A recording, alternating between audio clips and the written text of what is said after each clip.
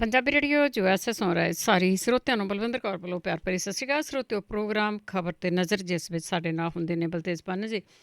ਉਹਨਾਂ ਤੋਂ ਕੁਝ ਹਾਲਾਤ ਜੋ ਭਾਰਤ ਦੇ, ਪੰਜਾਬ ਦੇ, ਉਹਨਾਂ 'ਤੇ ਨਿਗਾਹ ਮਾਰਾਂਗੇ। ਖਬਰਾਂ ਤੋਂ ਪਹਿਲਾਂ ਧੰਨਵਾਦ ਸਾਡੇ ਸਪਾਂਸਰਸ ਦਾ, ਜਿਨ੍ਹਾਂ ਨੇ ਇਸ ਪ੍ਰੋਗਰਾਮ ਨੂੰ ਸਪਾਂਸਰ ਕੀਤਾ, ਸਭ ਤੱਕ ਪਹੁੰਚਾਇਆ। Khalsa insurance agency San Jose 4082722500। ਘਰਾਂ ਦੀ, ਕਾਰਾਂ ਦੀ, ਲਾਈਫ, ਬਿਜ਼ਨਸ, ਹੈਲਥ ਇੰਸ਼ੋਰੈਂਸ ਕਰਵਾ ਸਕਦੇ ਹੋ।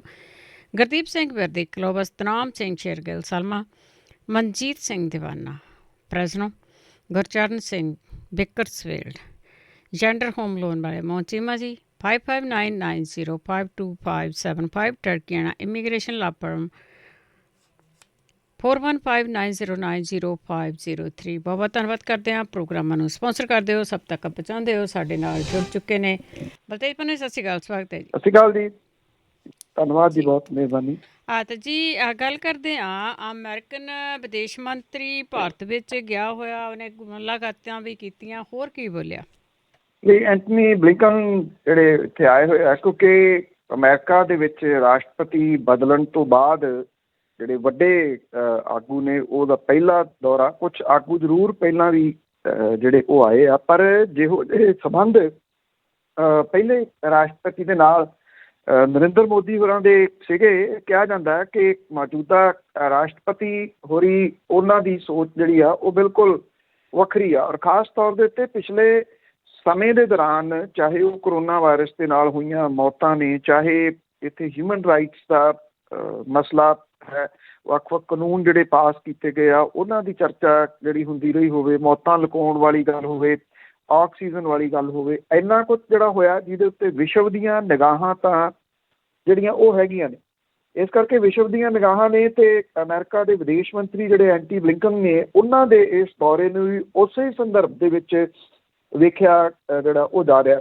ਸਿਵਲ ਸੁਸਾਇਟੀ ਦੇ ਮੈਂਬਰਾਂ ਦੇ ਨਾਲ ਉਹਨਾਂ ਨੇ ਮੁਲਾਕਾਤ ਕੀਤੀ ਆ, ਔਰ ਇਹ ਗੱਲ ਕਹੀ ਆ ਕਿ ਹਰੇਕ ਜਿਹੜਾ ਸਿਟੀਜ਼ਨ ਆ, ਉਹਨੂੰ ਸਰਕਾਰ ਦੇ ਕੋਲ ਆਪਣੇ ਵਿਚਾਰ ਖੁੱਲ੍ਹ ਕੇ ਰੱਖਣ ਦਾ ਹੱਕ ਹੈ। ਫਿਰ ਚਾਹੇ ਉਹ ਕੋਈ ਵੀ ਹੋਵੇ, ਉਹਦਾ ਸਤਿਕਾਰ ਜਿਹੜਾ ਉਹ ਕਰਨਾ ਬਣਦਾ। ਉਹਨਾਂ ਨੇ ਇਹ ਗੱਲ ਕਹੀ ਹੈ ਕਿ ਸਾਡੇ ਵਰਗੇ ਲੋਕਤੰਤਰਿਕ ਮੁਲਕਾਂ ਦਾ ਇਹ ਸਿਧਾਂਤਕ ਆਧਾਰ ਹੈ। ਔਰ ਉਹਨਾਂ ਨੇ ਇਹ ਵੀ ਗੱਲ ਕਹੀ ਕਿ ਭਾਰਤ ਤੇ ਅਮਰੀਕਨ ਜਿਹੜੇ ਨੇ, ਉਹ ਇੱਜ਼ਤ ਦੇ ਨਾਲ ਜਿਉਣ, ਸਿਧਾਂਤਕ ਤੇ ਧਾਰਮਿਕ ਆਜ਼ਾਦੀ ਦੇ ਬਰਾਬਰੀ ਦੇ ਮੌਕਿਆਂ ਦੇ ਵਿੱਚ ਜਿਹੜਾ ਦੀ ਉਹ ਯਕੀਨ ਰੱਖਦੇ।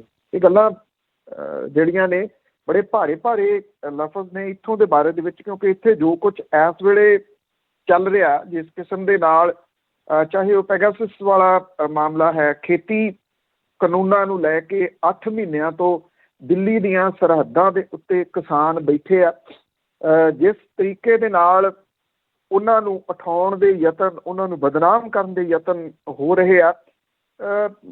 ਹੋ ਸਕਦਾ ਕਿ ਅਮਰੀਕਨ ਜਿਹੜੇ ਆਏ ਨੇ ਆਗੂ, ਉਹਨਾਂ ਕੋਲ ਜਾਣਕਾਰੀ ਇਹਦੀ ਹੋਵੇ ਜਾਂ ਨਾ ਹੋਵੇ। ਜੇ ਹੈ ਤਾਂ ਉਹਨਾਂ ਨੇ ਇਹ ਗੱਲਾਂ ਕਹਿ ਕੇ ਇੱਕ ਕਿਸਮ ਦੇ ਨਾਲ ਸਟਾਇਰ ਕੀਤਾ ਹੋ ਸਕਦਾ ਕਿ ਇੱਥੇ ਜਿਹੜੀ ਉਹ ਹਰ ਇੱਕ ਨੂੰ ਆਪਣੀ ਗੱਲ ਕਹਿਣ ਦਾ ਹੱਕ ਹੈ। ਪਰ ਉਲਟ ਇੱਥੇ ਤਾਂ ਇਹ ਹੈ ਜੀ ਕਿ ਜਿਹਨੇ ਗੱਲ ਜਿਹੜੀ ਉਹ ਕਹੀ, ਉਹਨੂੰ ਪਿੰਡੋਂ ਕੱਢਣ ਤੱਕ ਜਿਹੜੇ ਜਾਂਦੇ।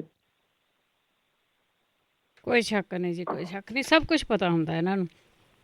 ਅੱਗੇ ਮਮਤਾ ਬੈਨਰਜੀ ਦੀ ਗੱਲ ਕਰੀਏ ਤਾਂ ਉਸਨੇ ਕਿਹਾ ਕਿ ਅੱਛੇ ਦਿਨ ਤਾਂ ਗਏ, ਹੁਣ ਸੱਚੇ ਦਿਨ ਆਉਣ ਵਾਲੇ ਆ।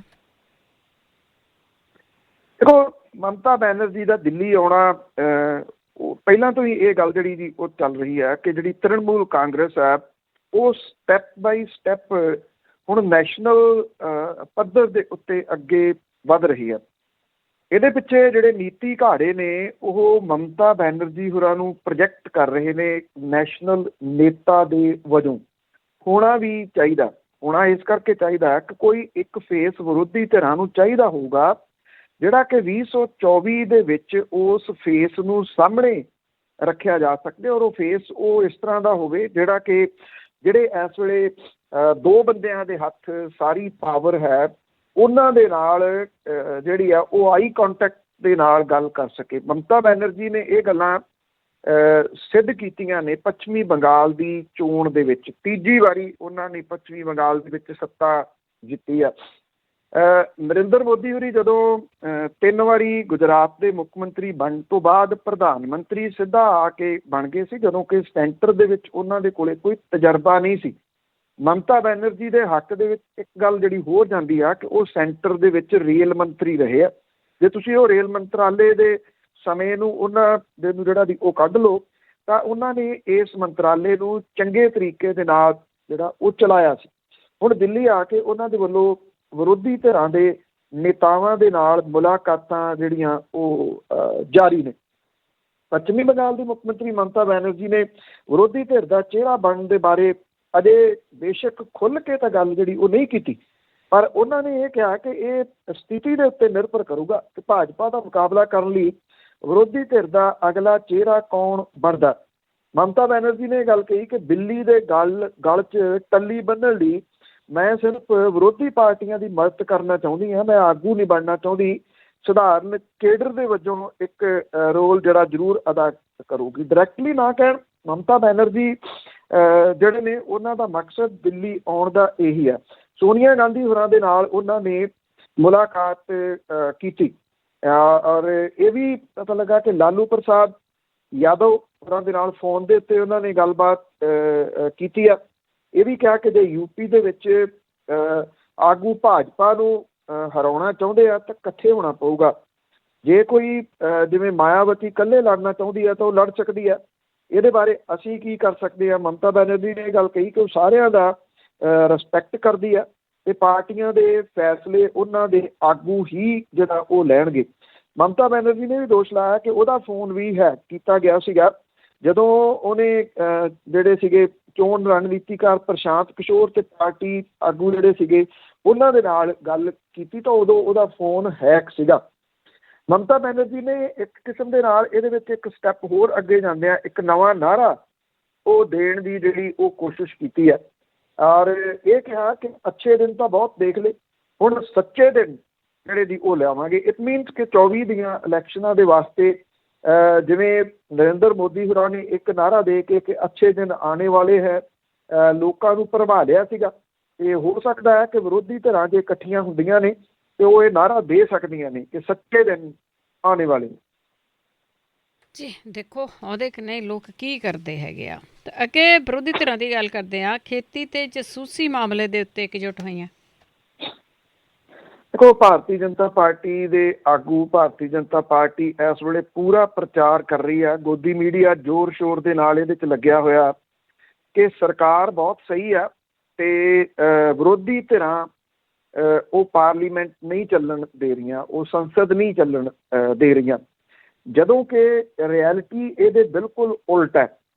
ਜੇ ਕੋਈ ਉੱਥੇ ਮੰਗਦਾ ਜਾਣਕਾਰੀ ਮੰਗਦਾ ਤਾਂ ਜਾਣਕਾਰੀ ਕਿਹੋ ਜਿਹੀ ਆ, ਲਿਖਤੀ ਰੂਪ ਦੇ ਵਿੱਚ ਮੰਗੀ ਕਿ ਦੱਸੋ ਆਕਸੀਜਨ ਤੋਂ ਬਿਨਾਂ ਕਿੰਨੀਆਂ ਮੌਤਾਂ ਹੋਈਆਂ ਨੇ, ਅਤੇ ਜਾਣਕਾਰੀ ਜਿਹੜੀ ਲਿਖਤ ਰੂਪ ਦੇ ਵਿੱਚ ਆਈ ਇੱਕ ਵੀ ਮੌਤ ਨਹੀਂ ਹੋਈ। ਕਹਿੰਦੇ ਕਿ ਰਾਜਾਂ ਨੇ ਇਹ ਦੱਸਿਆ ਕਿ ਇੱਕ ਵੀ ਮੌਤ ਨਹੀਂ ਹੋਈ। ਕੇਂਦਰ ਸਰਕਾਰ ਦੀ ਕੋਈ ਜ਼ਿੰਮੇਵਾਰੀ ਨਹੀਂ, ਰਾਜਾਂ ਨੇ ਦੱਸਿਆ। ਕਿਹੜੇ ਰਾਜਾਂ ਨੇ ਦੱਸਿਆ ਉਹਦੀ ਜਾਂਚ ਹੁਣ ਜਿਹੜੀ ਵੀ ਉਹ ਕਰਵਾਈ ਜਾ ਰਹੀ ਆ ਵੀ ਅਸੀਂ ਰਾਜਾਂ ਤੋਂ ਪੁੱਛਾਂਗੇ ਵੀ ਮੌਤ ਕੋਈ ਹੋਈ ਆ ਜਾਂ ਨਹੀਂ ਹੋਈ। ਦੋ ਇਸ ਵੇਲੇ ਅਹਿਮ ਮੁੱਦੇ ਨੇ, ਦੋਨਾਂ ਦੇ ਉੱਤੇ ਜਿਹੜੀ ਸੱਤਾਧਾਰੀ ਧਿਰ ਹੈ ਉਹ ਗੱਲ ਨਹੀਂ ਕਰਨਾ ਚਾਹੁੰਦੀ, ਉਹ ਇਹਨਾਂ ਦੇ ਉੱਤੇ ਬਹਿਸ ਨਹੀਂ ਕਰਨਾ ਚਾਹੁੰਦੀ। ਇੱਕ ਤਾਂ ਜਸੂਸੀ ਮਾਮਲਾ ਪੈਗਾਸਸ, ਦੂਸਰਾ ਖੇਤੀ ਜਿਹੜੇ 3 ਕਾਨੂੰਨ ਨੇ ਉਹਨਾਂ ਦੇ ਮਾਮਲੇ ਦੇ ਉੱਤੇ ਸਪਸ਼ਟ ਰੂਪ ਦੇ ਵਿੱਚ ਆਖਿਆ ਗਿਆ ਵਿਰੋਧੀ ਧਿਰਾਂ ਨੂੰ ਅਸੀਂ ਇਹਦੇ ਉੱਤੇ ਬਹਿਸ ਨਹੀਂ ਕਰਨੀ। ਵਿਰੋਧੀ ਧਿਰਾਂ ਇਹ ਕਹਿੰਦੀਆਂ ਨੇ ਕਿ ਅਸੀਂ ਬਹਿਸ ਇਹਦੇ ਉੱਤੇ ਜਿਹੜੀ ਉਹ ਕਰਨੀ ਹੈ। ਜਦੋਂ ਕਰੋਨਾ ਦੇ ਨਾਲ ਮੌਤਾਂ ਹੋ ਰਹੀਆਂ ਸੀ ਉਦੋਂ ਵਿਰੋਧੀ ਧਿਰਾਂ ਇਹ ਕਹਿੰਦੀਆਂ ਸੀ ਕਰੋਨਾ ਦੇ ਬਾਰੇ ਦੇ ਵਿੱਚ ਸਰਕਾਰ ਬਹਿਸ ਕਰੇ। ਸਰਕਾਰ ਹੁਣ ਕਹਿੰਦੀ ਹੁਣ ਆਪਾਂ ਕਰੋਨਾ ਦੇ ਬਾਰੇ 'ਚ ਗੱਲ ਕਰਦੇ ਹਾਂ, ਹੁਣ ਪੈਗਾਸਸ ਨੂੰ ਤੁਸੀਂ ਪਛਾਣ ਛੱਡ ਦਿਓ। ਵਿਰੋਧੀ ਧਿਰਾਂ ਨੂੰ ਇਸ ਗੱਲ ਦਾ ਪਤਾ ਕਿ ਜੇ ਪੈਗਾਸਸ ਵਾਲਾ ਮਾਮਲਾ ਹੁਣ ਠੰਡਾ ਪੈ ਗਿਆ ਅਤੇ ਮੁੜ ਕੇ ਇਹਦੇ ਉੱਤੇ ਕੋਈ ਗੱਲ ਨਹੀਂ ਹੋਣੀ, ਕਿਉਂਕਿ ਸੈਸ਼ਨ ਖਤਮ ਹੋ ਜਾਣਾ ਅਤੇ ਉਹ ਮਨ ਕੀ ਬਾਤ ਦੇ ਰਾਹੀਂ ਹੀ ਆਪਣੀ ਗੱਲ ਜਿਹੜੀ ਆ ਉਹ ਕਹਿੰਦੇ ਨੇ ਸਾਹਮਣੇ ਆ ਕੇ ਤਾਂ ਪ੍ਰੈਸ ਕਾਨਫਰੰਸ ਉਹਨਾਂ 'ਚ ਕੋਈ ਕਰਦਾ ਹੀ ਨਹੀਂ ਗਾ। ਤੋ ਹੁਣ ਜਿਹੜੀਆਂ ਇਹ ਵਿਰੋਧੀ ਧਿਰਾਂ ਨੇ ਇਹਨਾਂ ਨੇ ਇੱਕਜੁੱਟਤਾ ਦੇ ਵਾਸਤੇ ਕੋਸ਼ਿਸ਼ ਤਾਂ ਇੱਕ ਤਕੜੀ ਜਿਹੜੀ ਉਹ ਕੀਤੀ ਹੈ। 14 ਵਿਰੋਧੀ ਧਿਰਾਂ ਨੇ ਇੱਕ ਬੈਠਕ ਕੀਤੀ। ਬੈਠਕ ਕਰਨ ਤੋਂ ਬਾਅਦ ਇਹਨਾਂ ਨੇ ਪ੍ਰੈਸ ਕਾਨਫਰੰਸ ਜਿਹੜੀ ਉਹ ਕੀਤੀ। ਤੁਸੀਂ ਹੈਰਾਨ ਹੋਵੋਗੇ ਕਿ ਇੱਥੇ ਗੋਦੀ ਮੀਡੀਆ ਦੇ ਉੱਤੇ ਇਸ ਪ੍ਰੈਸ ਕਾਨਫਰੰਸ ਨੂੰ ਵਿਖਾਇਆ ਤੱਕ ਨਹੀਂ ਗਿਆ, ਨਾ ਇਹ ਖਬਰ ਜਿਹੜੀ ਉਹ ਦਿੱਤੀ ਗਈ ਕਿ ਵਿਰੋਧੀ ਧਿਰਾਂ ਨੇ ਇਕੱਠੇ ਹੋ ਕੇ ਕੋਈ ਮੀਟਿੰਗ ਕੀਤੀ ਹੈ। ਉੱਥੇ ਸਿਰਫ ਜਿਹੜੇ ਸਰਕਾਰੀ ਧੁੱਤਰੂ ਨੇ ਉਹ ਬੋਲ ਰਹੇ ਨੇ, ਵਿਰੋਧੀ ਧਿਰਾਂ ਸੰਸਦ ਨਹੀਂ ਚੱਲਣ ਦੇ ਰਹੀਆਂ, ਵਿਰੋਧੀ ਧਿਰਾਂ ਸੰਸਦ ਨਹੀਂ ਚੱਲਣ ਦੇ ਰਹੀਆਂ। ਇਹੀ ਜਿਹੜਾ ਜੀ ਉਹ ਰੌਲਾ ਜਾ ਰਿਹਾ। ਜਿਹੜੀਆਂ ਵਿਰੋਧੀ ਧਿਰਾਂ ਨੇ 14, ਉਹਨਾਂ ਦੇ ਸਾਰੇ ਆਗੂਆਂ ਨੇ ਇੱਕ 2 ਮਿੰਟ ਲਾ ਕੇ ਇਹ ਗੱਲ ਕਲੀਅਰ ਕੀਤੀ ਕਿ ਅਸੀਂ ਇਹਨਾਂ 2 ਮਸਲਿਆਂ ਦੇ ਉੱਤੇ ਬਿਲਕੁਲ ਇਕਜੁੱਟ ਹੈ। ਜਿੰਨੀ ਦੇਰ ਤੱਕ ਜਸੂਸੀ ਮਾਮਲੇ ਦੇ ਉੱਤੇ ਸਰਕਾਰ ਬਹਿਸ ਨਹੀਂ ਕਰਾਉਂਦੀ ਤੇ ਖੇਤੀ ਕਾਨੂੰਨਾਂ ਦੇ ਮਾਮਲੇ ਦੇ ਉੱਤੇ ਬਹਿਸ ਨਹੀਂ ਕਰਾਉਂਦੀ, ਓਨੀ ਦੇਰ ਤੱਕ ਸਾਡਾ ਸਟੈਂਡ ਇਹੀ ਰਹੂਗਾ। ਇਹ ਵੀ ਕਿਹਾ ਕਿ ਅਸੀਂ ਨਹੀਂ ਸੰਸਦ ਨਹੀਂ ਚੱਲਣ ਦੇ ਰਹੇ, ਬਲਕਿ ਸਰਕਾਰ ਸੰਸਦ ਚਲਾਉਣਾ ਨਹੀਂ ਚਾਹੁੰਦੀ। ਇਹਦੇ ਵਿੱਚ ਸਰਕਾਰ ਸ਼ੈਤਾਨੀ ਜਿਹੜੀ ਇਹ ਕਰ ਰਹੀ ਆ ਕਿ ਰੌਲੇ ਗੋਲੇ ਦੇ ਵਿੱਚ ਉਹਨੇ 3 ਬਿੱਲ ਜਿਹੜੇ ਨੇ ਉਹ ਪਾਸ ਕਰਵਾ ਲਏ ਨੇ, ਜਦੋਂ ਕਿ ਬਿੱਲ ਇੱਦਾਂ ਪਾਸ ਹੁੰਦੇ ਹੀ ਨਹੀਂਗੇ ਜਿੰਨੀ ਦੇਰ ਤੱਕ ਤੁਸੀਂ ਉਹਦੇ ਉੱਤੇ ਵੋਟਿੰਗ ਨਹੀਂ ਜਿਹੜੀ ਉਹ ਕਰਵਾਉਂਦੇ। ਜਿਸ ਤਰੀਕੇ ਦੇ ਨਾਲ ਖੇਤੀ ਕਾਨੂੰਨ ਲਿਆਂਦੇ ਗਏ ਸੀ, ਹਾਂ ਵਾਲੇ ਹਾਂ ਬੋਲੇ, ਨਾ ਵਾਲੇ ਨਾ ਬੋਲੇ, ਉਹੀ ਕੁਛ ਜਿਹੜਾ ਉਹ ਕੀਤਾ ਜਾ ਰਿਹਾ। ਅਜਿਹਾ ਤਾਂ ਸੰਸਦ ਦੇ ਵਿੱਚ ਪਹਿਲਾਂ ਕਦੇ ਵੀ ਜਿਹੜਾ ਜੀ ਉਹ ਨਹੀਂ ਵੇਖਿਆ। ਔਰ ਇਹ ਕਿਹਾ ਜਾ ਰਿਹਾ ਕਿ ਜਿਹੜੇ ਕੁਝ ਜ਼ਿਆਦਾ ਰੌਲਾ ਪਾਉਣ ਵਾਲੇ ਨੇ, ਜਿਨ੍ਹਾਂ ਨੇ ਕਾਗਜ਼ ਵਗੈਰਾ ਵੀ ਪਾੜੇ ਆ ਪਿਛਲੇ ਦਿਨਾਂ ਦੇ ਵਿੱਚ, ਉਹਨਾਂ ਨੂੰ ਸਸਪੈਂਡ ਵੀ ਜਿਹੜਾ ਉਹ ਕੀਤਾ ਜਾ ਸਕਦਾ ਤਾਂ ਕਿ ਜਿਹੜੇ ਬਾਕੀ ਬੋਲਣ ਵਾਲੇ ਨੇ ਉਹਨਾਂ ਨੂੰ ਡਰਾਇਆ ਜਾ ਸਕੇ। ਜੀ ਜੀ। ਤੇ ਅੱਗੇ ਆਪਾਂ ਅਮਰਿੰਦਰ ਸਿੰਘ ਦੀ ਗੱਲ ਕਰਦੇ ਹਾਂ। ਉਸ ਦਾ ਐਲਾਨ ਆ ਕਿ ਬਿਜਲੀ ਦੇ ਸਮਝੌਤੇ ਰੱਦ ਹੋਣਗੇ। ਕੀ ਇਹ ਰੱਦ ਹੋ ਸਕਦੇ ਆ? ਦੇਖੋ, ਇਹ ਸਿਆਣੇ ਕਹਿੰਦੇ ਵੇਲੇ ਦਾ ਕੰਮ ਕਵੇਲੇ ਦੀਆਂ ਟੱਕਰਾਂ। ਇਹ ਕਵੇਲੇ ਦੀਆਂ ਟੱਕਰਾਂ ਮਾਰਨ ਦੇ ਉੱਤੇ ਹੁਣ ਜਿਹੜਾ ਉਹ ਹੋ ਗਏ ਨੇ। ਜਿੰਨੇ ਵੱਡੇ ਮੁੱਦੇ ਨੇ ਉਹ ਪੰਜਾਬ ਸਰਕਾਰ ਦੇ ਸਾਹਮਣੇ ਮੂੰਹ ਅੱਡੀ ਖੜੇ ਨੇ। ਔਰ ਜਿਹੜੇ 18 ਨੁਕਤੇ ਦਿੱਤੇ ਨੇ ਹਾਈ ਕਮਾਂਡ ਨੇ ਵੀ ਕੈਪਟਨ ਅਮਰਿੰਦਰ ਸਿੰਘ ਨੂੰ, ਔਰ ਜਿਹੜੇ ਨਵਜੋਤ ਸਿੰਘ ਸਿੱਧੂ 5 ਇਹਨਾਂ ਦੇ ਵਿੱਚੋਂ ਦੁਬਾਰਾ ਚਿੱਠੀ ਦੇ ਵਿੱਚ ਲਿਖ ਕੇ ਦੇ ਕੇ ਆਇਆ, ਉਹਦੇ ਵਿੱਚ ਪਾਵਰ ਪਰਚੇਜ਼ ਐਗਰੀਮੈਂਟ ਵਾਲਾ ਇੱਕ ਮੁੱਦਾ ਹੈ।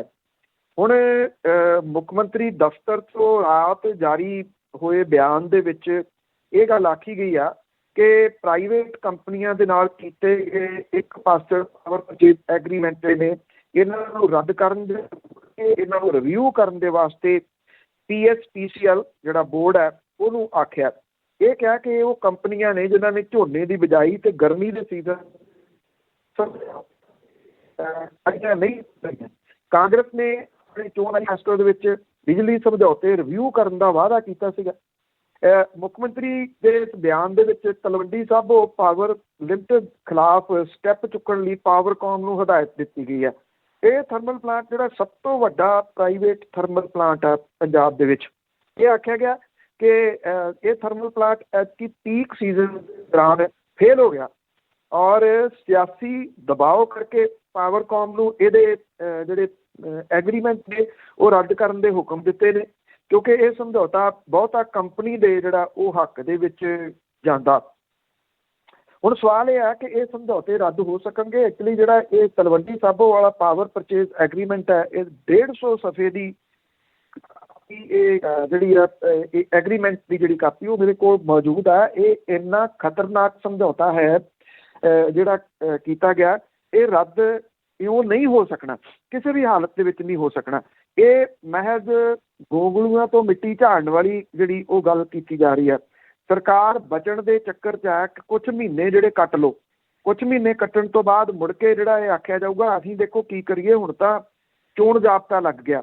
ਇਹ ਇੱਕੋ ਤਰੀਕੇ ਦੇ ਨਾਲ ਰੱਦ ਹੋ ਸਕਦੇ ਆ। ਵਿਧਾਨ ਸਭਾ ਦਾ ਸੈਸ਼ਨ ਸੱਦ ਕੇ 2/3 ਮੈਜੋਰਟੀ ਦੇ ਨਾਲ ਇਹਨਾਂ ਸਮਝੌਤਿਆਂ ਨੂੰ ਰੱਦ ਕੀਤਾ ਜਾਵੇ ਕਿ ਕੰਪਲੀਟ ਤੌਰ ਦੇ ਉੱਤੇ ਰੱਦ ਨਹੀਂ। ਅਦਰਵਾਈਜ਼ ਹੋਊਗਾ ਕਿ ਜੋ ਕੁਛ ਇਹਨਾਂ ਸਮਝੌਤਿਆਂ ਦੇ ਵਿੱਚ ਲਿਖਿਆ ਹੋਇਆ ਉਸ ਟੈਕਨੀਕਲ ਆਧਾਰ ਦੇ ਉੱਤੇ ਮੈਂ ਸਟਰੋਂਗਲੀ ਜਿਹੜਾ ਜੀ ਉਹ ਕਹਿ ਸਕਦਾ ਹਾਂ ਕਿ ਜੇ ਇਹ ਮੰਨ ਲਓ ਹੁਣ ਸਮਝੌਤੇ ਰੱਦ ਕਰ ਦਿੱਤੇ ਜਾਂਦੇ, ਹੁਕਮ ਹੋ ਗਏ, 15 ਦਿਨ 20 ਦਿਨ ਲੱਗਣਗੇ, ਉਦੋਂ ਤੱਕ ਇਹ ਗੱਲਾਂ ਚੱਲੀ ਜਾਣਗੀਆਂ। ਦਿੱਤਾ ਹੋਇਆ ਜੀ ਕੱਲ੍ਹ ਮਹੀਨਾ ਪਾ ਕੇ ਇਹਨਾਂ ਨੇ ਕਰ ਦੇਣਾ, ਕੰਪਨੀ ਚੱਲ ਜੂਗੀ ਅਦਾਲਤ 'ਚ। ਅਤੇ ਜਿਹੜੇ ਇਹ ਸਮਝੌਤੇ ਨੇ ਉਸ ਮਾਮਲੇ ਦੇ ਉੱਤੇ ਜਿਹੜੀ ਪਹਿਲਾਂ ਹੀ ਇੱਕ ਨਖਿੱਧ ਟੀਮ ਖੜੀ ਆ ਸਰਕਾਰ ਦੀ ਵਕੀਲਾਂ ਦੇ ਰੂਪ ਦੇ ਵਿੱਚ, ਜਿਹੜੇ ਚਿੱਟੇ ਹਾਥੀ ਨੇ ਉਹੀ ਹੀ ਮੂਹਰੇ ਲੱਗਣੇ ਨੇ। ਔਰ ਉਹ ਕਿਵੇਂ ਜਿਹੜਾ ਉਹ ਸਰਕਾਰ ਦੇ ਪੱਖ ਦੇ ਵਿੱਚ ਭੁਗਤਣਗੇ। ਇੱਕ ਸਿੰਗਲ ਫੈਸਲਾ ਵੀ ਜਿਹੜਾ ਸਰਕਾਰ ਦੇ ਪੱਖ ਵਾਲਾ ਉਹਨਾਂ ਨੇ ਅਜੇ ਤੱਕ ਜਿੱਤ ਕੇ ਨਹੀਂ ਦਿੱਤਾ। ਇਹ ਮਾਮਲਾ ਅਦਾਲਤ ਦੇ ਵਿੱਚ ਜਾਊਗਾ, ਅਦਾਲਤ ਤੋਂ ਕੰਪਨੀਆਂ ਜਿੱਤ ਜਾਣਗੀਆਂ ਇਹ ਤੁਹਾਨੂੰ ਪਹਿਲਾਂ ਜਿਹੜੀ ਜੀ ਉਹ ਮੈਂ ਗੱਲ ਦੱਸ ਰਿਹਾ, ਇਹੀ ਕੁਛ ਹੋਊਗਾ। ਇਹ ਮਹਿਜ਼ ਅੱਖਾਂ ਪੂੰਝਣ ਦੇ ਵਾਸਤੇ ਸਰਕਾਰ ਦੇ ਵੱਲੋਂ ਕੀਤਾ ਗਿਆ। ਬਿਲਕੁਲ ਜੀ। ਵੋਟਾਂ ਲੋਕੀ ਫਿਰ ਉਸ ਵਜ੍ਹਾ ਹੋ ਜਾਂਦੇ ਆ। ਅੱਗੇ ਗੱਲ ਕਰਦੇ ਹਿਮਾਚਲ ਤੇ ਜੰਮੂ ਕਸ਼ਮੀਰ ਦੇ ਵਿੱਚ ਬੱਦਲ ਫਟੇ ਆ ਤੇ ਲੋਕਾਂ ਦੀਆਂ ਜਾਨਾਂ ਵੀ ਚਲੇ ਗਈਆਂ ਤਾਂ ਕਈ ਸਾਰੇ ਲਾਪਤਾ ਵੀ ਆ। ਦੇਖੋ ਕੁਦਰਤ ਹੈ, ਇੱਕ ਪਾਸੇ ਤਾਂ ਜਿਹੜਾ ਪੰਜਾਬ ਦੇ ਵਿੱਚ ਝੜੀ ਲੱਗੀ ਹੈ ਬੜੇ ਦੇਰ ਤੋਂ ਬਾਅਦ, ਔਰ ਇਹਦੇ ਨਾਲ ਮੌਨਸੂਨ ਰਿਕਵਰ ਹੋ ਗਈ, ਕਾਫੀ ਹੱਦ ਤੱਕ ਰਿਕਵਰ ਹੋ ਗਈ, ਜਿੰਨੀ ਪਹਿਲਾਂ ਪਛੜ ਗਈ ਸੀਗੀ। ਆਪਾਂ ਹੁਣੇ PSPCL ਦੀ ਗੱਲ ਕੀਤੀ ਹੈ। ਅੱਜ ਜੇ ਉਹ ਸੁੱਖ ਦਾ ਸਾਹ ਲੈ ਰਹੇ ਆ ਤੇ ਉਹ ਕੁਦਰਤ ਹੈ। ਮੀਂਹ ਪੈ ਗਿਆ, ਮੀਂਹ ਦੇ ਨਾਲ ਬਿਜਲੀ ਦੀ ਮੰਗ ਜਿਹੜੀ ਉਹ ਘਟ ਗਈ, ਔਰ ਇਹ ਠੀਕ ਹੈ ਕਿ ਪੰਜਾਬ ਦੇ ਵਿੱਚ ਵੀ ਜਿਹੜਾ ਘੱਗਰ ਹੈ ਉਹ ਹਰ ਸਾਲ ਹੀ ਉਹਦੇ 'ਚ ਹੜ੍ਹ ਆਉਂਦੇ ਆ, ਉਹ ਖਤਰੇ ਦੇ ਨਿਸ਼ਾਨ ਤੱਕ ਜਿਹੜਾ ਉਹ ਪਹੁੰਚ ਗਿਆ। ਉਹ ਕਿੰਨਾ ਨੁਕਸਾਨ ਕਰਦਾ ਉਹ ਬਾਅਦ ਵਾਲੀਆਂ ਜਿਹੜੀਆਂ ਉਹ ਗੱਲਾਂ ਨੇ। ਘੱਗਰ ਤਾਂ ਇੱਕ ਪੋਲੀਟੀਕਲ ਤੌਰ ਦੇ ਉੱਤੇ ਜਿਹੜਾ ਵੀ ਉਹ ਬਣ ਗਿਆ। ਅੱਜ ਤੱਕ ਇਹਨਾਂ ਤੋਂ ਘੱਗਰ ਦਾ ਹੱਲ ਹੀ ਨਹੀਂ ਜਿਹੜਾ ਉਹ ਹੋਇਆ। ਪਹਾੜਾਂ ਦੇ ਉੱਤੇ ਭਾਰੀ ਮੀਂਹ ਜਿਹੜਾ ਉਹ ਪੈ ਰਿਹਾ, ਲੋਕ ਕਮਲੇ ਹੋਏ ਕਿਵੇਂ ਪਹਾੜਾਂ ਨੂੰ ਤੁਰ ਰਹੇ ਆ, ਉਹਦੀਆਂ ਫੋਟੋਆਂ, ਉਹਦੀਆਂ ਵੀਡੀਓਜ਼ ਤੁਸੀਂ ਵੇਖ ਹੀ ਰਹੇ ਹੋ। ਉਹਨਾਂ ਦੇ ਉੱਤੇ ਕੋਈ ਬਹੁਤਾ ਅਸਰ ਜਿਹੜਾ ਵੀ ਉਹ ਨਹੀਂ ਪੈ ਰਿਹਾ। ਪਹਾੜਾਂ ਦੇ ਉੱਤੇ ਹੁਣ ਜਾਨੀ ਨੁਕਸਾਨ ਵੀ ਜਿਹੜਾ ਉਹ ਹੋਇਆ। 18 ਲੋਕਾਂ ਦੀ ਮੌਤ ਹੋ ਜਾਣ ਦੀਆਂ ਖਬਰਾਂ ਨੇ। ਹਿਮਾਚਲ 'ਚ ਬੱਦਲ ਫਟਿਆ, 50 ਦੇ ਕਰੀਬ ਲੋਕ ਜਿਹੜੇ ਉਹ ਲਾਪਤਾ ਹੋ ਗਏ ਨੇ, ਲੱਭ ਨਹੀਂ ਰਹੇ। ਪਹਾੜੀ ਇਲਾਕਾ ਹੋਣ ਕਰਕੇ ਜਿਹੜੇ ਮਦਦ ਨਹੀਂ ਕੀਤੀ ਜਾ ਸਕਦੀ ਤੁਰੰਤ ਜਿਹੜੀ ਹੈ। JNK ਦੇ ਵਿੱਚ ਅਮਰਨਾਥ ਗੁਫਾ ਦੇ ਕੋਲੇ ਬੱਦਲ ਫਟਣ ਦੇ ਨਾਲ ਪਹਾੜਾਂ ਤੋਂ ਮਿੱਟੀ ਤੇ ਜਿਹੜਾ ਪਾਣੀ ਆ ਉਹ ਹੇਠਾਂ ਆ ਗਿਆ, ਜਿਹਦੇ ਨਾਲ ਇਹ ਪੂਰਾ ਰਸਤਾ ਜਿਹੜਾ ਉਹ ਬਲੌਕ ਹੋ ਗਿਆ। ਕਿਸ਼ਤਵਾੜ ਦੇ ਔਜਾਰ ਪਿੰਡ ਦੇ ਵਿੱਚ ਬੱਦਲ ਫਟ ਗਿਆ, ਜਿੱਥੇ ਹੜ੍ਹ ਆ ਗਏ। ਤੇ ਇੱਥੇ ਵੀ ਕਈ ਘਰ ਜਿਹੜੇ ਆ ਉਹ ਇਸ ਹੜ੍ਹ ਦੇ ਵਿੱਚ ਵਹਿ ਗਏ ਦੱਸਿਆ ਜਾਂਦਾ। 7 ਕੁ ਲੋਕਾਂ ਦੀਆਂ ਡੈੱਡ ਬੋਡੀਜ਼ ਜਿਹੜੀਆਂ ਉਹ ਕੱਢੀਆਂ ਗਈਆਂ ਸੀਗੀਆਂ। 40 ਲੋਕ ਇੱਥੇ ਲਾਪਤਾ ਜਿਹੜੇ ਉਹ ਦੱਸੇ ਜਾ ਰਹੇ ਆ। ਹਿਮਾਚਲ ਪ੍ਰਦੇਸ਼ ਦੇ ਵਿੱਚ ਵੀ ਜਿਹੜੀਆਂ ਉਹ ਕੁਝ ਡੈੱਡ ਬੋਡੀਜ਼ ਮਿਲੀਆਂ ਨੇ। 9 ਦੇ ਕਰੀਬ 12 ਲੋਕ ਅਜੇ ਵੀ ਜਿਹੜਾ ਉਹ ਲਾਪਤਾ ਦੱਸੇ ਜਾ ਰਹੇ ਨੇ। ਉੱਤਰਾਖੰਡ ਦੇ ਵਿੱਚ ਜਿਹੜਾ ਗੰਗੋਤਰੀ ਏਰੀਆ ਹੈ, ਇੱਥੇ ਵੀ ਪਹਾੜ ਡਿੱਗਣ ਦੇ ਨਾਲ ਤੇਜ਼ ਮੀਂਹ ਦੇ ਕਰਕੇ ਗੰਗਾ ਜਿਹੜੀ ਆ ਉਹਦੇ ਵਿੱਚ ਪਾਣੀ ਜਿਹੜਾ ਉਹ ਬਹੁਤ ਵੱਧ ਗਿਆ। ਰਿਸ਼ੀਕੇਸ਼ ਟੀਲਾ ਮਾਰਗ ਦੇ ਉੱਤੇ ਡੀਨ ਨਦੀ ਜਿਹੜੀ ਆ ਉਹ ਵੀ ਇਸ ਵੇਲੇ ਖਤਰੇ ਦੇ ਨਿਸ਼ਾਨ ਦੇ ਉੱਤੇ ਵਗ ਰਹੀ ਆ। 80 ਪਿੰਡ ਨੇ ਇੱਥੇ ਉੱਤਰਾਖੰਡ ਦੇ ਗੰਗੋਤਰੀ ਏਰੀਆ ਦੇ ਵਿੱਚ ਜਿਨ੍ਹਾਂ ਦਾ ਸੰਪਰਕ ਟੁੱਟ ਗਿਆ। ਮਸੂਰੀ ਦੇ ਜਿਹੜਾ ਕੈਂਪੀ ਫਾਲਸ ਦੇ ਵਿੱਚ ਵੀ ਪਾਣੀ ਜਿਹੜਾ ਉਹ ਬਹੁਤ ਵੱਧ ਗਿਆ। ਆਪਾਂ ਪੰਜਾਬ ਦੀ ਗੱਲ ਜਿਹੜੀ ਉਹ ਕਰੀਏ ਤਾਂ ਪੰਜਾਬ ਦੇ ਵਿੱਚ ਸਭ ਤੋਂ ਵੱਧ ਮੀਂਹ ਜਿਹੜਾ ਉਹ ਪਠਾਨਕੋਟ ਦੇ ਵਿੱਚ ਪਿਆ, ਜਿੱਥੇ ਕਰੀਬ 165 ਮਿਲੀਮੀਟਰ ਮੀਂਹ ਜਿਹੜਾ ਉਹ ਪਿਆ। ਪੰਜਾਬ ਦਾ ਕੋਈ ਡਿਸਟ੍ਰਿਕਟ ਨਹੀਂ ਆ ਜਿੱਥੇ ਮੀਂਹ ਨਹੀਂ ਪਿਆ। ਜੇ ਮੌਸਮ ਵਿਭਾਗ ਦੀ ਮੰਨੀਏ ਤੇ ਅਜੇ ਕੁਝ ਦਿਨਾਂ ਤੱਕ ਇਹ ਮੌਨਸੂਨ ਜਿਹੜਾ ਉਹ ਐਕਟਿਵ ਰਹਿ ਸਕਦਾ। ਜਿਹੜੇ ਡੈਮ ਵਗੈਰਾ ਨੇ ਉਹਨਾਂ ਦੇ ਵਿੱਚ ਜਿੰਨਾ ਪਾਣੀ ਦਾ ਪੱਧਰ ਇਸ ਵਾਰੀ ਘਟਿਆ, ਇਹਨਾਂ ਪਹਿਲਾਂ ਕਦੇ ਜਿਹੜਾ ਜੀ ਉਹ ਨਹੀਂ ਘਟਿਆ, ਕਿਉਂਕਿ ਅਕਸਰ 1 ਜੁਲਾਈ ਨੂੰ ਮੌਨਸੂਨ ਜਿਹੜੀ ਉਹ ਆ ਜਾਂਦੀ ਹੈ। ਇਸ ਵਾਰ ਪਛੜ ਕੇ ਆਈ ਹੈ। ਪਹਾੜਾਂ ਦੇ ਵਿੱਚ ਪੈ ਰਹੇ ਜਿਹੜੇ ਮੀਂਹ ਨੇ, ਇਹ ਠੀਕ ਹੈ ਕਿ ਉਹਦੇ ਨਾਲ ਨੁਕਸਾਨ ਕੁਝ ਜਿਹੜਾ ਉਹ ਹੋਇਆ, ਪਰ ਜਿਹੜੇ ਇਹ ਡੈਮ ਨੇ ਇਹਨਾਂ ਦੇ ਪਾਣੀ ਦਾ ਪੱਧਰ ਹੁਣ ਲਗਾਤਾਰ ਉੱਪਰ ਜਿਹੜਾ ਉਹ ਜਾ ਰਿਹਾ। ਜਿਵੇਂ ਅਲਰਟ ਦਿੱਤਾ ਗਿਆ ਅਗਲੇ 24 ਘੰਟਿਆਂ ਦੇ ਦੌਰਾਨ ਭਾਰੀ ਮੀਂਹ ਦਾ, ਉਹਦੇ ਨਾਲ ਪੰਜਾਬ ਦੇ ਵਿੱਚ ਵੀ ਹੜ੍ਹਾਂ ਦੀ ਜਿਹੜੀ ਸਮੱਸਿਆ ਹੈ ਉਹ ਗੰਭੀਰ ਹੋ ਸਕਦੀ ਹੈ ਜੀ। ਤੇ ਅੱਗੇ ਗੱਲ ਕਰਦੇ ਹਾਂ ਸਿੱਟ ਦੀ। ਉਸ ਨੇ ਅਜੇ ਤੱਕ 9 ਸੀਨੀਅਰ ਪੁਲਿਸ ਅਫਸਰਾਂ ਤੋਂ ਪੁੱਛਗਿੱਛ ਕੀਤੀ ਹੈ। ਦੇਖੋ ਇਹ ਮਾਮਲਾ ਭਖਿਆ ਤੁਰਿਆ ਜਾ ਰਿਹਾ। ਜੇ ਤੁਸੀਂ ਵੀਡੀਓ ਦੇਖੀ ਹੈ ਜਗੀਰ ਕੌਰ ਹੋਰਾਂ ਦੀ, ਜਿਹਦੇ ਵਿੱਚ ਜਥੇਦਾਰ ਨੇ ਜਿਹੜੀ ਮੀਟਿੰਗ ਸੱਦੀ ਸੀ, ਕਿਸ ਕਿਸਮ ਦੀਆਂ ਟਿੱਪਣੀਆਂ ਜਗੀਰ ਕੌਰ ਹੋਰਾਂ ਨੇ ਕੀਤੀਆਂ ਨੇ। ਮਾਝੀ ਸਾਝੀ ਕਹਿ ਕੇ, ਜਿਹੜਾ ਕਿ ਇੱਕ ਸਿੱਖ ਪ੍ਰਚਾਰਕ ਹੈ, ਨੀਵੇਂ ਪੱਧਰ ਦੀ ਭਾਸ਼ਾ ਜਿਹੜੀ ਉਹ ਵਰਤੀ ਗਈ ਆ। ਇਹ ਕਹਿਤਾ ਕਿ ਜਿਹੜੇ ਉੱਥੇ ਬੈਠੇ ਸੀਗੇ ਧਰਨੇ ਦੇ ਉੱਤੇ, ਉਹਨਾਂ ਨੇ ਬੇਅਦਬੀਆਂ ਕੀਤੀਆਂ ਸੀਗੀਆਂ। ਇਹ ਗੱਲ ਜਿਹੜੀ ਜੀ ਉਹ ਆਖੀ ਆ। ਹਾਲਾਂਕਿ ਮਾਝੀ ਹੋਰਾਂ ਨੇ ਵੀ ਪ੍ਰੈਸ ਕਾਨਫਰੰਸ ਕਰਕੇ ਇਹਦਾ ਜਵਾਬ ਦੇਣ ਦੀ ਕੋਸ਼ਿਸ਼ ਜਿਹੜੀ ਆ ਉਹ ਕੀਤੀ ਆ। ਉਹ ਆਪਣੀ ਜਗ੍ਹਾ ਦੇ ਉੱਤੇ ਆ। ਇਹ ਮੁੱਦਾ ਜਿਹੜਾ ਜੀ ਉਹ ਭਖੂਗਾ। ਜੇ ਜੀ ਵੀਡੀਓ ਨਹੀਂ ਦੇਖੀ ਤਾਂ ਉਹ ਦੇਖ ਲੈਣਾ, ਕਿਉਂਕਿ ਕਹਿ ਰਹੇ ਨੇ ਇਲਜ਼ਾਮਬਾਜ਼ੀ ਜਿਹੜੀ ਰਹੇ ਨੇ। ਮਤਲਬ ਕੌਣ ਜ਼ਿੰਮੇਵਾਰ ਨੇ, ਇਹ ਤਾਂ ਕੋਈ ਗੱਲ ਨਹੀਂ ਕਰਦਾ ਕਿ ਇਹ ਕਿਉਂ ਘਟਨਾਵਾਂ ਜਿਹੜੀਆਂ ਉਹ ਵਾਪਰੀਆਂ ਸੀਗੀਆਂ ਤੇ ਇਸ਼ਤਿਹਾਰ ਕਿਹਨੇ ਦਿੱਤੇ ਸੀ, ਉਹਦਾ ਕੋਈ ਜ਼ਿਕਰ ਨਹੀਂ। ਉਧਰ ਕੋਟਕਪੂਰਾ ਗੋਲੀਕਾਂਡ ਦੀ ਜਿਹੜੀ ਪੜਤਾਲ SIT ਆ, ਉਹਨੇ ਜਿਹੜਾ ਪੰਜਾਬ ਪੁਲਿਸ ਦੇ 9 ਉੱਚ ਪੁਲਿਸ ਅਫਸਰਾਂ ਤੋਂ ਪੁੱਛ ਪੜਤਾਲ ਜਿਹੜੀ ਫਿਰ ਕੀਤੀ ਹੈ। ਇਹਦੇ ਵਿੱਚ DIG ਸੁਖਵਿੰਦਰ ਸਿੰਘ ਮਾਨ ਸ਼ਾਮਲ ਨੇ, ਜਿਹੜੇ ਕਿ ਕੋਟਕਪੂਰਾ ਗੋਲੀਕਾਂਡ ਵੇਲੇ ਫਰੀਦਕੋਟ ਦੇ SSP ਸੀਗੇ। DSP ਅਮਰਜੀਤ ਸਿੰਘ, ਇੰਸਪੈਕਟਰ ਕੁਲਦੀਪ ਚੰਦ, ਇੰਸਪੈਕਟਰ ਬਚਨ ਸਿੰਘ, ਇੰਸਪੈਕਟਰ ਪਰਮਜੀਤ, ਇਹ ਸਾਰੇ ਅਧਿਕਾਰੀ ਕੋਟਕਪੂਰਾ ਗੋਲੀਕਾਂਡ ਦੀ ਘਟਨਾ ਵਿੱਚ ਹਾਜ਼ਰ। ਫਰੀਦਕੋਟ ਦੇ DIG ਸੁਰਜੀਤ ਪੁਲਿਸ ਅਧਿਕਾਰੀਆਂ ਤੋਂ ਕੋਟਕਪੂਰਾ ਗੋਲੀਕਾਂਡ ਦੇ ਬਾਰੇ ਪੁੱਛ ਪੜਤਾਲ ਕੀਤੀ ਤੇ ਬਕਾਇਆ ਤੇ ਉਹਨਾਂ ਦੇ ਬਿਆਨ ਜਿਹੜੇ ਆ ਉਹ ਇਹ ਕਿਹਾ ਹੈ ਕਿ ਜਿਹੜੀ ਇਹ ਜਾਂਚ ਟੀਮ ਨੇ ਪਹਿਲਾਂ ਸਾਬਕਾ ਮੁੱਖ ਮੰਤਰੀ ਸੁਖਬੀਰ ਸਿੰਘ ਸਣੇ 200 ਲੋਕਾਂ ਜਿਹੜੀ ਆ ਉਹ ਪੁੱਛਗਿੱਛ ਕਰ ਚੁੱਕੀ ਹੈ। ਇਸ ਮਾਮਲੇ ਦੇ ਵਿੱਚ ਜਾਂਚ ਟੀਮ ਨੇ ਜਿਹੜੇ ਮੁਅੱਤਲ ਚੱਲ ਰਹੇ IG ਪਰਮ ਰਾਜ ਉਮਰਾ ਨੰਗਲ ਦੇ ਨਾਰਕੋ ਟੈਸਟ ਦੀਆਂ ਤਿਆਰੀਆਂ ਕੀਤੀਆਂ ਨੇ ਔਰ ਇਹ ਟੈਸਟ ਲਈ 2 ਹਫ਼ਤੇ ਪਹਿਲਾਂ ਮਨਜ਼ੂਰੀ ਦੇ ਦਿੱਤੀ ਸੀ, ਜਦੋਂ ਕਿ ਸਾਬਕਾ DGP ਸੁਨੀਲ ਸੈਣੀ ਨੇ ਕੋਟਕਪੂਰਾ ਗੋਲੀਕਾਂਡ ਦੇ ਵਿੱਚ ਆਪਣਾ ਨਾਰਕੋ ਟੈਸਟ ਜਿਹੜਾ ਕਰਵਾਉਣ ਤੋਂ ਨਾ ਜਿਹੜੀ ਆ ਉਹ ਕੀਤੀ ਹੋਈ ਆ। ਇਹ ਜਿਹੜੀ ਪਹਿਲੀ ਜਾਂਚ ਸੀ ਬਾਅਦ ਇਹ ਜਿਹੜੇ ਗਵਾਹ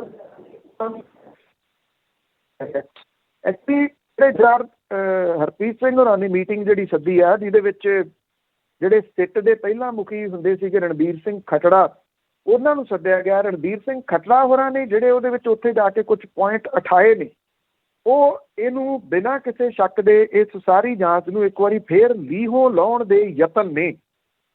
ਕਿਉਂ ਉਹ ਅਕਾਲੀ ਦਲ ਬਾਦਲ ਦਾ ਜਨਰਲ ਸਕੱਤਰ ਹੈ, ਪਹਿਲਾਂ ਵੀ ਚੋਣ ਲੜ ਚੁੱਕਿਆ ਪਟਿਆਲਾ ਦਿਹਾਤੀ ਤੋਂ, ਤੇ ਇੱਕ ਵਾਰੀ ਫੇਰ ਟਿਕਟ ਦੇ ਵਾਸਤੇ ਆਪਣੀ ਸ਼ਾਇਦ ਤੁਸੀਂ ਕਹਿ ਲਓ ਕਿ ਯਤਨਾਂ ਦੇ ਤਹਿਤ ਜਾ ਕੇ ਸਿੰਘ ਖੜਵਾ ਨੇ ਉਹਨਾਂ ਨੇ ਇਹ ਬਿਆਨਬਾਜ਼ੀ ਕੀਤੀ ਹੈ। ਇਹ ਬਿਆਨਬਾਜ਼ੀ ਉਹਨਾਂ ਨੇ ਉਦੋਂ ਨਾ ਕੀਤੀ ਜਦੋਂ ਉਹ ਮੁਖੀ ਸਨ, ਤੇ ਉਹਨਾਂ ਨੇ ਇਹ ਜਾਂਚ ਕਿਸੇ ਤਰ੍ਹਾਂ ਇਹ ਵੱਡੇ ਸਵਾਲ ਜੀ। ਅੱਗੇ ਗੱਲ ਕਰਦੇ ਹਾਂ ਕਿਸਾਨਾਂ ਦੀ ਸੰਸਦ ਜਾਰੀ। ਜਿਹੜੀ ਭਾਰਤ ਦੀ ਸੰਸਦ ਆ ਉਹ ਤਾਂ ਨਹੀਂ ਚੱਲ ਰਹੀ, ਉਹਦਾ ਆਪਾਂ ਜ਼ਿਕਰ ਕੀਤਾ, ਉਹਦੇ ਉਹ ਨਿਰੰਤਰ ਜਾਰੀ ਹੈ। ਬੇਸ਼ੱਕ ਜਿਹੜੀ ਸਭਾ ਭੀਤਰ ਹੈ ਉਹ ਜਾਂ ਉਹ ਸਮਝਦੀ ਹੈ ਕਿ ਮਤਲਬ ਨਹੀਂ, ਪਰ ਇਹਦੇ ਵਿੱਚ ਮੁੱਦੇ ਬਹੁਤ ਅਹਿਮ ਜਿਹੜੇ ਆ ਉਹ ਉਠਾਏ ਜਾ ਰਹੇ ਆ। ਇਹਦੇ ਵਿੱਚ ਗੈਰ ਸੰਵਿਧਾਨਕ ਤਰੀਕਿਆਂ ਦੇ ਨਾਲ ਪਿਛਲੇ ਸਾਲ ਲਿਆਂਦੇ ਗਏ ਠੇਕਾ ਖੇਤੀ ਐਕਟ ਦੇ ਉੱਤੇ ਬਹਿਸ ਹੋਈ। ਇਹਦੇ ਵਿੱਚ ਹਿੱਸਾ ਲੈਣ ਵਾਲੇ ਜਿਹੜੇ ਕਿਸਾਨ ਸੀ, ਉਹਨਾਂ ਨੇ ਠੇਕੇ ਦੇ ਨਾਲ ਸੰਬੰਧਿਤ ਖੇਤੀ ਬਾਰੇ ਆਪਣੇ ਵਿਚਾਰ ਜਿਹੜੇ ਸੀ ਉਹ ਸਾਂਝੇ ਕੀਤੇ। ਇਹਦੇ ਵਿੱਚ ਸੈਸ਼ਨ ਦੀ ਜਿਹੜੀ ਕਾਰਵਾਈ ਸੀਗੀ, ਪਹਿਲੇ ਸੈਸ਼ਨ ਸਿੰਘ ਬਿਹਾਰ ਤੋਂ ਜਿਹੜੇ ਸੀ ਉਹਨੇ ਸਪੀਕਰ ਤੇ ਅਵਤਾਰ ਸਿੰਘ ਮਹਿਲਾ ਜਿਹੜੇ ਪੰਜਾਬ ਦੇ ਨੇ ਉਹਨਾਂ ਨੇ ਡਿਪਟੀ ਸਪੀਕਰ ਵਜੋਂ ਇਹਨੂੰ ਚਲਾਇਆ। ਦੂਜੇ ਸੈਸ਼ਨ ਦੇ ਵਿੱਚ ਸਪੀਕਰ ਦੇ ਵਜੋਂ ਤੇਜਿੰਦਰ ਸਿੰਘ ਬਾਲਰ ਪੱਛਮੀ ਬੰਗਾਲ ਤੋਂ ਤੇ ਡਿਪਟੀ ਸਪੀਕਰ ਅਮਰਜੀਤ ਸਿੰਘ ਮਾਲ ਚੁਣੇ ਗਏ। ਇਹਦੇ ਵਿੱਚ ਜਿਹੜੇ ਆਖਰੀ ਸੈਸ਼ਨ ਸੀਗਾ ਉਹਦੇ ਵਿੱਚ ਚੌਂਕੀ ਬਣਾਏ ਗਏ ਜਿਹੜੇ, ਤੇ ਲਵਪ੍ਰੀਤ ਸਿੰਘ ਤੋਂ ਸੀ ਉਹਨੂੰ ਡਿਪਟੀ ਸਪੀਕਰ ਬਣਾਇਆ ਗਿਆ। ਕਿਸਾਨ ਆਗੂਆਂ ਨੇ ਇਹ ਗੱਲ ਕਹੀ ਕਿ ਜਿਹੜੀ ਕਾਂਟਰੈਕਟ ਫਾਰਮਿੰਗ ਹੈ ਇਹਦੇ ਤਹਿਤ ਜਿਹੜੀ ਉਹਨਾਂ ਦੀ ਤਬਾਹੀ ਜਿਹੜੀ ਆ ਉਹ ਯਕੀਨੀ ਆ। ਉਹ ਇਹ ਕਹਿੰਦੇ ਕਿ ਕੇਂਦਰੀ ਕਾਨੂੰਨ ਸਹੂਲਤਾਂ ਨੂੰ ਹਥਿਆਉਣ ਦੀ ਸਹੂਲਤ ਦੇ ਬਾਰੇ ਨੇ ਔਰ ਵਾਤਾਵਰਨ ਦੇ ਵਿਗਾੜ ਦੇ ਨਾਲ ਠੇਕੇ ਤੇ ਖੇਤੀ ਜਿਹੜੀ ਆ ਉਹ ਅਨਾਜ ਦੀ ਸੁਰੱਖਿਆ ਲਈ ਸੰਭਾਵਤ ਖੜਾ ਜਿਹੜਾ ਉਹ ਖੜਾ ਹੋ ਜਾਊਗਾ। ਔਰ ਇਹ ਵੀ ਕਿਹਾ ਗਿਆ ਕਿ ਕਿਸਾਨਾਂ ਨੇ ਕਾਨੂੰਨ ਦੇ ਨਾਂ ਦੇ ਉੱਤੇ ਮਜ਼ਾਕ ਤੇ ਉਹਨਾਂ ਦੇ ਨਾਲ ਸ਼ੋਸ਼ਣ ਕੀਤਾ ਜਾ ਰਿਹਾ। ਕਾਂਟਰੈਕਟ ਫਾਰਮਿੰਗ ਐਕਟ ਤੇ ਬਹਿਸ ਜਿਹੜੀ ਆ ਉਹ ਅੱਜ ਵੀ ਜਾਰੀ ਰਹੂਗੀ। ਆਗੂਆਂ ਨੇ ਇਹ ਕਿਹਾ ਕਿ ਕਿਸਾਨ ਸੰਸਦ ਨੇ ਭਾਰਤੀ ਸੰਸਦ ਦੇ ਉਲਟ ਤਸਵੀਰ ਪੇਸ਼ ਕੀਤੀ ਆ, ਪਰ ਕਿਸਾਨ ਅੰਦੋਲਨ ਦਾ ਵਿਸ਼ਾ ਵੀ ਉੱਥੇ ਵੀ ਜਿਹੜਾ ਉਹ ਝਲਕਦਾ।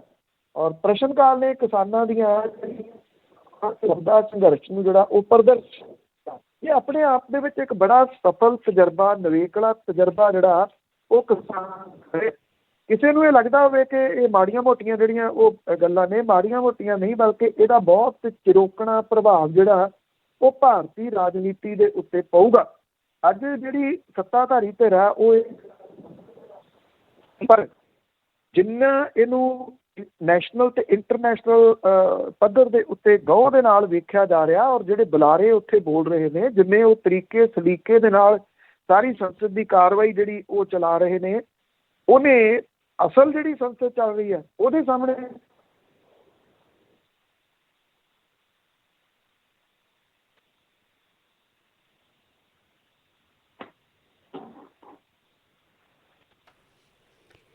ਜੀ ਅੱਗੇ ਗੱਲ ਕਰਦੇ ਹਾਂ। ਰਾਜ ਕੁੰਦਰਾ ਨੂੰ ਅਦਾਲਤ ਤੋਂ ਜ਼ਮਾਨਤ ਨਹੀਂ ਮਿਲੀ। ਇਹ ਬੜਾ ਇੱਕ ਵੱਖਰਾ ਜਿਹੜਾ ਮਾਮਲਾ ਹੈ ਪੋਰਨੋਗ੍ਰਾਫੀ ਦਾ, ਤੇ ਜਿਹੜੀ ਇਹ ਫਿਲਮ ਇੰਡਸਟਰੀ ਆ ਉਹਦੇ ਵਿੱਚ ਇਹ ਬਹੁਤ ਅਮੀਰ ਲੋਕਾਂ 'ਚ ਆਉਂਦਾ ਹੈ ਰਾਜ ਕੁੰਦਰਾ। ਅਮੀਰ ਕਿਵੇਂ ਹੋਇਆ, ਮੇਰਾ ਖਿਆਲ ਉਹ ਹੁਣ ਕਹਾਣੀ ਸਾਹਮਣੇ ਆ ਹੀ ਰਹੀ ਹੈ। ਪੋਰਨੋਗ੍ਰਾਫੀ ਵਾਲਾ ਮਾਮਲੇ ਦੇ ਵਿੱਚ ਰਾਜ ਕੁੰਦਰਾ ਨੂੰ ਗ੍ਰਿਫਤਾਰ ਜਿਹੜਾ ਉਹ ਕੀਤਾ ਗਿਆ ਸੀਗਾ ਕਿ ਉਹ ਇੱਕ ਐਪ ਦੇ ਰਾਹੀਂ ਇੱਥੋਂ ਜਿਹੜੀਆਂ ਪੋਰਨ ਫਿਲਮਾਂ ਨੇ ਉਹ ਬਣਾ ਕੇ ਉਸ ਐਪ ਦੇ ਰਾਹੀਂ ਅੱਗੇ ਵੇਚਦਾ ਔਰ ਲੱਖਾਂ ਰੁਪਈਆ ਰੋਜ਼ ਦਾ ਜਿਹੜਾ ਉਹ ਕਮਾਉਂਦਾ। ਅਜਿਹੇ ਦੋਸ਼ ਪੁਲਿਸ ਨੇ ਜਿਹੜੇ ਆ ਉਹ ਲਾਏ ਆ। ਇਸ ਮਾਮਲੇ ਦੇ ਵਿੱਚ ਰਾਜ ਕੁੰਦਰਾ ਨੂੰ ਮੁੰਬਈ ਦੀ ਅਦਾਲਤ ਨੇ ਜ਼ਮਾਨਤ ਦੇਣ ਤੋਂ ਨਾ ਕਰਤੀ ਹੈ। ਰਾਜ ਕੁੰਦਰਾ ਤੇ ਰਿਆਨ ਥੋਰਪ ਦੀ ਜ਼ਮਾਨਤ ਦੀ ਜਿਹੜੀ ਅਰਜ਼ੀ ਸੀ ਅਦਾਲਤ ਨੇ ਖਾਰਜ ਕਰਤੀ। ਮੁੰਬਈ ਕ੍ਰਾਈਮ ਬ੍ਰਾਂਚ ਨੇ ਰੋਜ਼ ਹੋ ਰਹੇ ਖੁਲਾਸਿਆਂ ਦੇ ਕਰਕੇ ਰਾਜ ਕੁੰਦਰਾ ਤੋਂ ਪੁੱਛਗਿੱਛ ਲਈ ਜ਼ਿਆਦਾ ਸਮੇਂ ਦੀ ਮੰਗ ਕੀਤੀ ਸੀ। ਇੱਕ ਦਿਨ ਪਹਿਲਾਂ ਹੀ ਉਹਨੂੰ 14 ਦਿਨ ਦੀ ਜੁਡੀਸ਼ੀਅਲ ਕਸਟਡੀ ਦੇ ਵਿੱਚ ਭੇਜਿਆ ਗਿਆ ਸੀਗਾ। ਰਾਜ ਕੁੰਦਰਾ ਨੇ ਬਕਾਇਦਾ ਕੰਪਨੀ ਦੇ ਵਾਸਤੇ ਇੱਕ ਟਾਰਗੇਟ ਸੈੱਟ ਕੀਤਾ ਹੋਇਆ ਸੀਗਾ। ਉਹ 2023 ਤੱਕ ਇਹਨਾਂ ਫਿਲਮਾਂ ਤੋਂ 34 ਕਰੋੜ ਰੁਪਈਆ ਕਮਾਉਣ ਦਾ ਗੋਲ ਸੈੱਟ ਕਰੀ ਬੈਠਾ ਸੀਗਾ। 2023-24 ਦੇ ਫਾਈਨੈਂਸ਼ੀਅਲ ਈਅਰ ਦੇ ਵਾਸਤੇ ਉਹਨੇ 146 ਕਰੋੜ ਰੁਪਈਏ ਦੇ ਰੈਵਨਿਊ ਦਾ ਟਾਰਗੇਟ ਸੈੱਟ ਕੀਤਾ ਸੀਗਾ। ਚਾਰਜਸ਼ੀਟ ਦੇ ਵਿੱਚ 2021, 2022 ਤੇ 2022 ਤੇ 23 ਦੀ ਕਮਾਈ ਜਿਹੜੀ ਆ ਉਹਦਾ ਵੀ ਬਿਊਰਾ ਪੁਲਿਸ ਨੇ ਅਦਾਲਤ ਨੂੰ ਦਿੱਤਾ। ਰਾਜ ਕੁੰਦਰਾ ਦੀ ਪਟੀਸ਼ਨ ਦੇ ਵਿੱਚ ਇਹ ਕਿਹਾ ਗਿਆ ਸੀਗਾ ਕਿ ਅਸ਼ਲੀਲ ਸਮੱਗਰੀ ਬਣਾਉਣ ਤੇ ਪਬਲਿਸ਼ ਕਰਨ ਦੀ ਘਟਨਾ ਜਿਹੜੀ ਸਾਹਮਣੇ ਆਉਣ ਤੋਂ ਬਾਅਦ ਕਈਆਂ ਨੂੰ ਗ੍ਰਿਫਤਾਰ ਕੀਤਾ ਗਿਆ, ਉਹਨਾਂ ਨੂੰ ਬਾਅਦ ਦੇ ਵਿੱਚ ਜ਼ਮਾਨਤ ਤੇ ਰਿਹਾ ਜਿਹੜਾ ਉਹ ਕਰ ਦਿੱਤਾ ਗਿਆ। ਪਟੀਸ਼ਨ ਦੇ ਵਿੱਚ ਇਹ ਵੀ ਕਿਹਾ ਗਿਆ ਕਿ ਕ੍ਰਾਈਮ ਬ੍ਰਾਂਚ ਨੇ 19 ਜੁਲਾਈ ਨੂੰ ਰਾਜ ਕੁੰਦਰਾ ਦੇ ਆਫਿਸ ਦੀ ਤਲਾਸ਼ੀ ਲੈਣ ਤੋਂ ਬਾਅਦ ਬਿਆਨ ਦਰਜ ਕਰਾਉਣ ਦੇ ਬਹਾਨੇ ਦਫ਼ਤਰ ਬੁਲਾਇਆ। ਹਾਲਾਂਕਿ ਉਹਨੂੰ ਪਹੁੰਚਣ ਦੇ ਉੱਤੇ ਉੱਥੇ ਅਰੈਸਟ ਜਿਹੜਾ ਉਹ ਕਰ ਲਿਆ ਗਿਆ ਸੀਗਾ। ਇਹ ਕਿਹਾ ਜਾਂਦਾ ਕਿ ਰਾਜ ਕੁੰਦਰਾ ਦੇ ਉੱਤੇ ਜਿਹੜੀ ਕ੍ਰਾਈਮ ਇਨਵੈਸਟੀਗੇਸ਼ਨ ਹੈ ਉਹ ਚੱਲ ਰਹੀ ਸੀ ਦੇਰ ਤੋਂ, ਪਰ ਪੁਲਿਸ ਉਹਨੂੰ ਉਨੀ ਦੇਰ ਤੱਕ ਹੱਥ ਨਹੀਂ ਪਾਉਣਾ ਚਾਹੁੰਦੀ ਸੀ ਜਦੋਂ ਤੱਕ ਉਹਦੇ ਸੋਲਿਡ ਉਹਦੇ ਕੋਲੇ ਕੋਈ ਸਬੂਤ ਨਾ ਆ ਜਾਣ। ਜਿਹੜੀ ਚਾਰਜਸ਼ੀਟ ਹੁਣ ਤਿਆਰ ਜਿਹੜੀ ਕੀਤੀ ਜਾ ਰਹੀ ਹੈ ਕਿ ਜਦੋਂ ਐਡਾ ਵੱਡਾ ਬੰਦਾ ਟਾਰਗੇਟ ਰੱਖੀ ਬੈਠਾ ਔਰ ਕੁਛ ਉਹ ਕੁੜੀਆਂ ਵੀ ਸਾਹਮਣੇ ਆ ਰਹੀਆਂ ਨੇ ਜਿਹੜੀਆਂ ਇੱਕ ਤਾਂ ਇਹ ਕਹਿੰਦੀਆਂ ਨੇ ਕਿ ਉਹਨਾਂ ਨੂੰ ਨਸ਼ੇ ਵਗੈਰਾ ਜਿਹੜੇ ਲਾ ਕੇ ਇਸ ਤਰ੍ਹਾਂ ਦੀਆਂ ਫਿਲਮਾਂ ਬਣਾਈਆਂ ਜਾਂਦੀਆਂ ਸੀ, ਕੁਛ ਇਹ ਕਹਿੰਦੀਆਂ ਨੇ ਕਿ ਉਹਨਾਂ ਨੂੰ ਧਮਕੀ ਜਿਹੜੀ ਉਹ ਦਿੱਤੀ ਜਾ ਰਹੀ ਸੀ, ਕੁਛ ਨੂੰ ਬਲੈਕਮੇਲ ਕੀਤਾ ਜਾ ਰਿਹਾ ਸੀਗਾ। ਸੋ ਇਹ ਬੇਸ਼ੱਕ ਜਿਹੜਾ ਕਰੋਨਾ ਦੇ ਵਜ੍ਹਾ ਕਰਕੇ ਫਿਲਮ ਇੰਡਸਟਰੀ ਵੱਡੇ ਨੁਕਸਾਨ ਦੇ ਵਿੱਚ ਹੈ, ਪਰ ਰਾਜ ਕੁੰਦਰਾ ਵਰਗੇ ਜਿਹੜੇ ਲੋਕ ਨੇ, ਕਿਉਂਕਿ ਸੁਸਾਇਟੀ ਨੂੰ ਤਬਾਹ ਕਰਨ ਵਾਲੇ ਲੋਕ ਨੇ ਔਰ ਇਹ ਸੁਸਾਇਟੀ ਦੇ ਵਿੱਚ ਜਦੋਂ ਵਿਚਰਦੇ ਨੇ ਤੇ ਇਸ ਤਰੀਕੇ ਦੇ ਨਾਲ ਵਿਚਰਦੇ ਨੇ ਕਿ ਬਹੁਤ ਇੱਜ਼ਤਦਾਰ ਲੋਕ ਨੇ, ਉਹਦਾ ਐਕਚੁਅਲੀ ਸਾਰਾ ਖੁਲਾਸਾ ਤਾਂ ਜਿਹੜਾ ਉਹ ਸਾਹਮਣੇ ਹੋਇਆ ਹੀ ਆ। ਹੁਣ ਵੇਖਣਾ ਇਹ ਹੋਊਗਾ ਕਿ ਚਾਰਜਸ਼ੀਟ ਦੇ ਵਿੱਚ ਹੋਰ ਨਾਮ ਕਿਹੜੇ ਆਉਂਦੇ ਆ, ਖਾਸ ਤੌਰ ਦੇ ਉੱਤੇ ਉਹਦੀ ਜਿਹੜੀ ਪਤਨੀ ਹੈ ਸ਼ਿਲਪਾ ਸ਼ੈਟੀ, ਜਿਹਦੇ ਨਾਲ ਉਹਦੀ ਪਹਿਚਾਣ ਵੀ ਇੱਕ ਵੱਡੀ ਜਿਹੜੀ ਉਹ ਹੈਗੀ ਆ, ਉਹਦੀ ਕੀ ਇਨਵੋਲਵਮੈਂਟ ਜਿਹੜੀ ਉਹ ਹੁੰਦੀ ਹੈ। ਬੇਸ਼ੱਕ ਇਹ ਕਿਹਾ ਜਾ ਰਿਹਾ ਕਿ ਸ਼ਿਲਪਾ ਸ਼ੈਟੀ ਦਾ ਇਹਦੇ ਵਿੱਚ ਕੋਈ ਰੋਲ ਨਹੀਂ ਗਾ, ਪਰ ਪੁਲਿਸ ਇਹ ਕਹਿੰਦੀ ਆ ਕਿ ਅਜੇ ਅਸੀਂ ਕਿਸੇ ਨੂੰ ਵੀ ਇਸ ਮਾਮਲੇ ਦੇ ਵਿੱਚ ਕਲੀਨ ਚਿੱਟ ਨਹੀਂ ਦਿੱਤੀ। ਜੀ ਬਹੁਤ ਬਹੁਤ ਧੰਨਵਾਦ ਬਲਤੇਜ ਪੰਨੂ ਜੀ। ਮਿਹਰਬਾਨੀ ਜੀ, ਧੰਨਵਾਦ ਜੀ, ਸਤਿ ਸ਼੍ਰੀ ਅਕਾਲ। ਸਤਿ ਸ਼੍ਰੀ ਅਕਾਲ ਜੀ। ਸਰੋਤੇ ਹੋਏ ਸਨ ਬਲਤੇਜ ਪੰਨੂ ਸਾਡੇ ਨਾਲ ਜੁੜਦੇ ਨੇ, ਕਰਦੇ ਨੇ ਖਬਰਾਂ। ਹੁਣ ਇਸੇ ਦੇ ਨਾਲ ਸਾਡਾ ਅੱਜ ਦਾ ਪ੍ਰੋਗਰਾਮ ਇੱਥੇ ਸਮਾਪਤ। ਬਲਵਿੰਦਰ ਕੌਰ ਵੱਲੋਂ ਆਪ ਸਭ ਨੂੰ ਪਿਆਰ ਭਰੀ ਸਤਿ ਸ਼੍ਰੀ ਅਕਾਲ।